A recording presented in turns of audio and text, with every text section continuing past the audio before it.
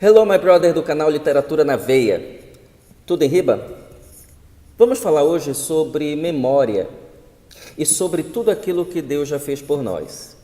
E para nossa reflexão, eu vou tomar como base o texto de Jeremias, capítulo 3, verso 21, que diz: Eu quero trazer à memória aquilo que pode me dar esperança. O maior pintor do mundo está pintando a minha história. Eu não sei se você já ouviu falar do mito de Cronos, dentro da mitologia grega, o deus ligado ao tempo. Daí vem as palavras cronologia, cronológico. Então, Cronos, o deus do tempo. Cronos era casado com Reia e recebeu um oráculo de que ele seria destituído do poder e destruído por um dos seus filhos. A partir daí, como Cronos era um ser violento, agressivo, ele começou a devorar os próprios filhos logo que eles nasciam, e devorou todos, com exceção de Zeus. A Reia, usando de uma estratégia muito bacana, enrolou uma pedra e deu para Cronos comer, e ele comeu pensando que era o bebê, enquanto ela escapou com Zeus. E Zeus, posteriormente, vai ser o responsável pela destruição e destituição do poder de Cronos. É interessante a capacidade da mitologia de nos trazer aplicação prática para a nossa vida.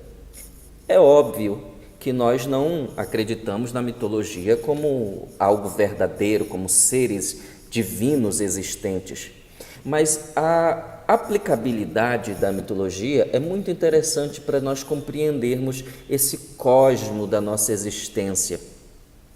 E ali eu tenho um titã, um deus do tempo, que engole os seus filhos, que os devora.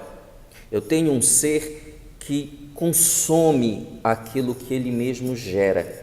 Daí vem essa nossa sensação de que o tempo consome a vida, a juventude, a poesia do mundo, a novidade das coisas. A efemeridade das coisas se deve a essa capacidade do tempo de tragar tudo aquilo pelo que ele sente que é uma ameaça.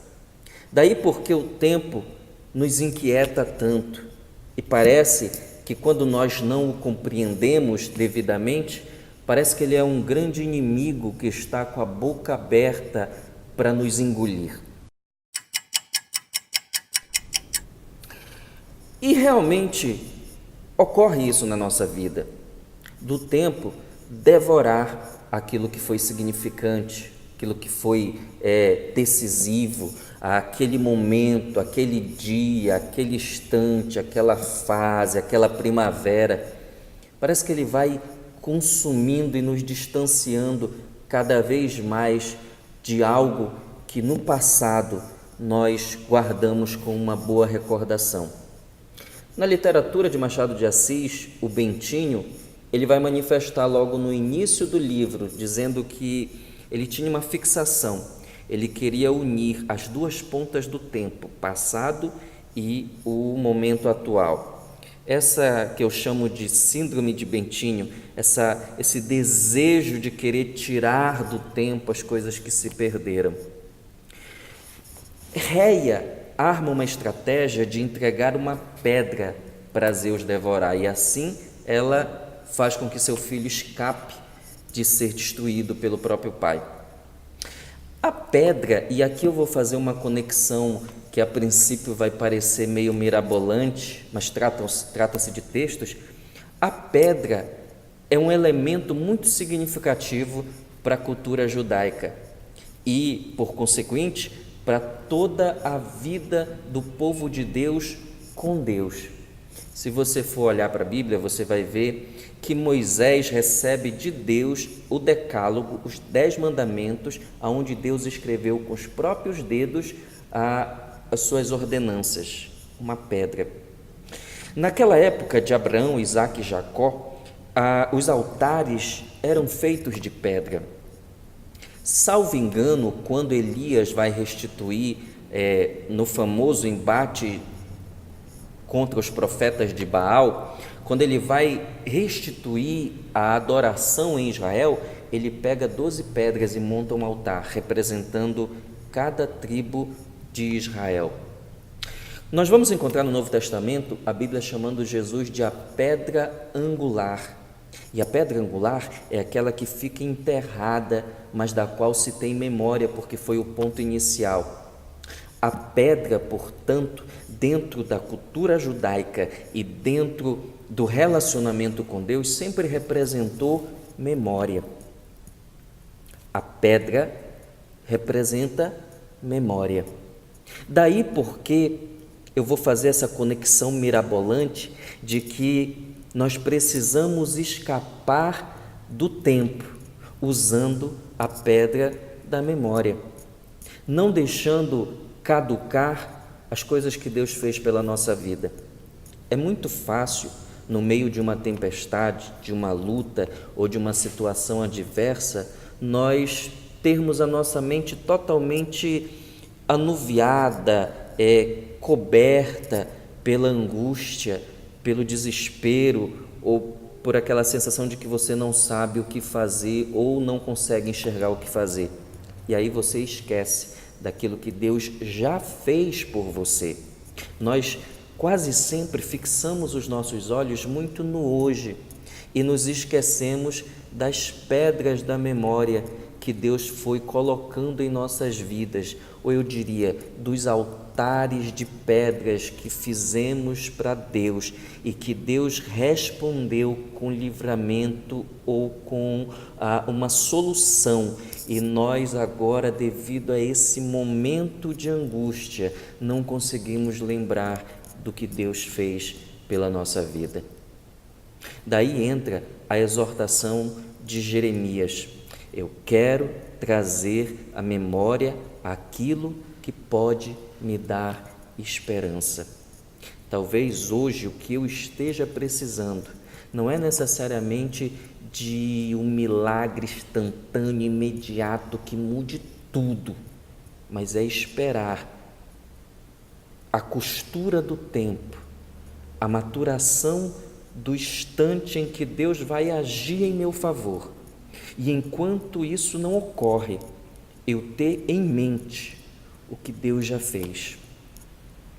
Se eu pudesse, dentro de uma ideia de ficção científica, abrir uma fenda no tempo e poder regressar a mim mesmo em outras épocas em que eu chorei por lutas terríveis e eu pudesse me abraçar, eu me abraçaria e diria: calma, porque lá na frente você vai ver o que Deus vai fazer. Os meus olhos, eu diria para mim mesmo nesse diálogo supranatural, os meus olhos viram Deus abrir mares vermelhos, viram Deus tirar água de pedra, viram Deus mandar cordonizes em momentos de fome, viram Deus suspender rios Jordões para que eu pudesse passar a pé enxuto.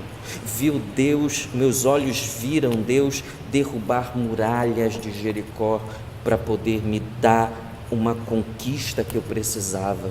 Os meus olhos hoje maduros e conscientes do agir de Deus têm testemunho para contar de coisas que eu não sabia enquanto não aconteceram.